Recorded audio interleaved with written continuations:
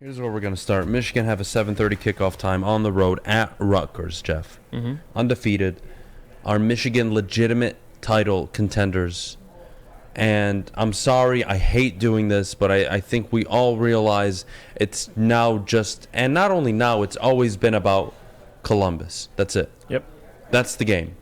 So Michigan have to take care of business, and even if they slip up in one of the next 3 games, it doesn't matter because you win in Columbus, you're representing the Big Ten in the Big Ten championship game. It's that simple. Yeah, and I think for me, we've talked about Michigan plenty of times being a national contender. We at least think they have the talent to do it. But if you want to talk about that offense, yes, they can destroy teams at the line of scrimmage, which is going to be important against Ohio State to be able to run the football. It is. But another part of that is red zone efficiency, which they didn't have a lot of against Michigan State.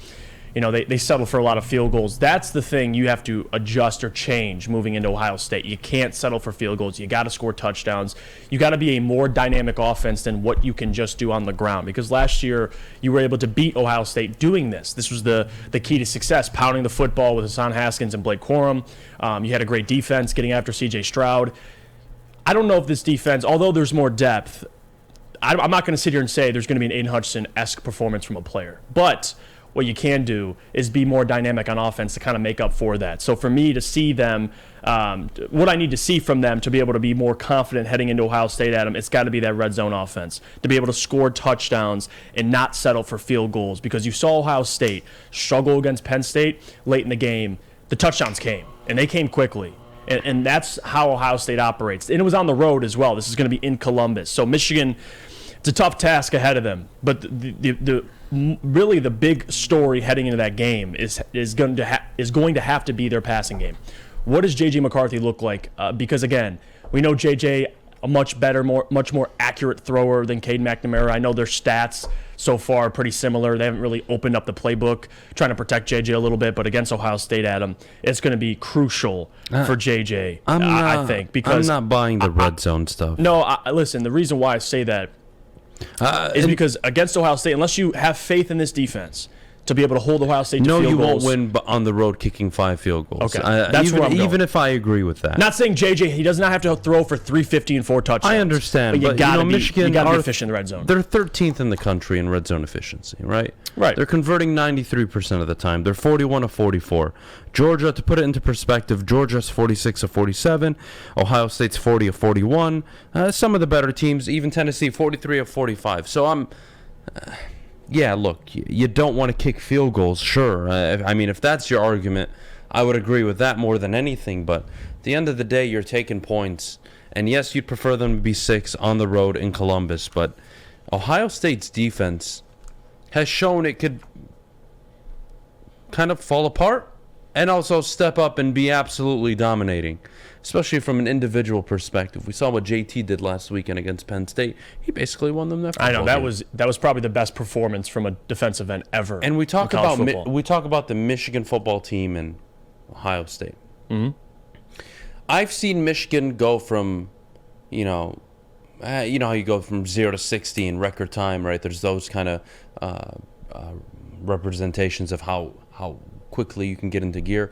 Michigan kind of just do this, right? They just get better, right? They just get better as they go. They run the ball. Everything is a smooth, linear progression. With Ohio State, yesterday I saw them within a minute and 9 seconds put up 20 points of game time. Yep. Sean Clifford had some turnovers, but I understand, but still. It's that quick. Right. They turn it over. We don't wait to run the ball 3. No, we score on the first play, and then we'll score on the third play. The second time we get it is. Ohio State has a little more gear into them, right? They can take it to a level I don't think anybody outside of maybe Tennessee has shown that they can do. So that's the big common denominator, or excuse me, the biggest differentiator between Michigan and Michigan and Ohio State. Now the common denominator between both teams is they've really haven't faced adversity this year. You could maybe point to Penn State on the road for Ohio State and even Notre Dame to start the year, but I see 2 hungry teams that are trying to make a point. Michigan haven't won in Columbus since 2000. Ohio State are not happy about last year. That game is setting up to be a college football-esque, playoff-esque atmosphere in late November. And I am all for it. It's going to be great. It's the game of the season. The Rutgers game, cool, whatever. I'm not losing sleep over it. It's not the biggest draw, but at the end of the day, you have to have a conversation about Michigan because they're relevant. Yep. They're 8-0, and the reality is now you're looking for them to button up heading into Ohio State. That's it. You know they're probably going to win the next 3 games. Now it's, are you doing it in convincing fashion?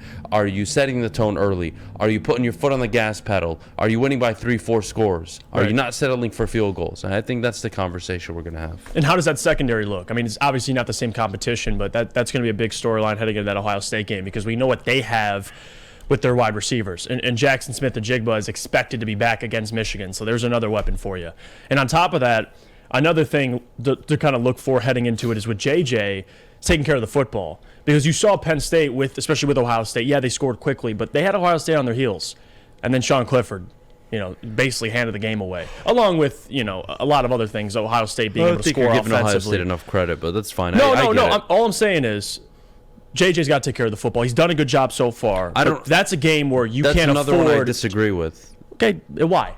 Because that was a narrative going into the year, and I don't want to hear it because he hasn't turned the ball over. No, I didn't say he turns the ball over. I know you haven't, but it's just a narrative I reject completely. No, he because, doesn't, yeah. Yes, conventional wisdom, take care of the football on the road. Yeah, obviously, but the guy doesn't have 7 interceptions on the year right now where I'm thinking, man, in Columbus, that arm might get you in trouble. He's only thrown 1, and if we're all honest, that wasn't really much of an interception considering how it fell into the receiver's hands. Right. So, and he's a much more accurate passer than Sean Clifford, but Clifford had like 3 interceptions, I think, heading into that game. And then he threw, 2 or 3. So, again, I get what you're saying, but that's still a concern, especially on the road. You can't turn the ball over. Yeah, what was it? I think it's 10 touchdowns and 2 interceptions on the year, something like that. Yeah. Completing like more than 70% of his balls.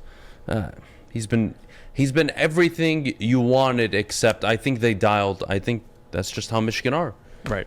I've seen flashes of the Lamborghini, the Ferrari, the rolling out on 3rd down and making plays that Cade McNamara could never never make. I see him driving the ball downfield now. He hasn't been so accurate on the deep ball, but you see him throwing the 15 and outs, the 15 dig routes. You're seeing it happen every single weekend. And this is a quarterback that's shown you flashes, but I'm sorry, I think Michigan's offense is just built this way. This is how they play.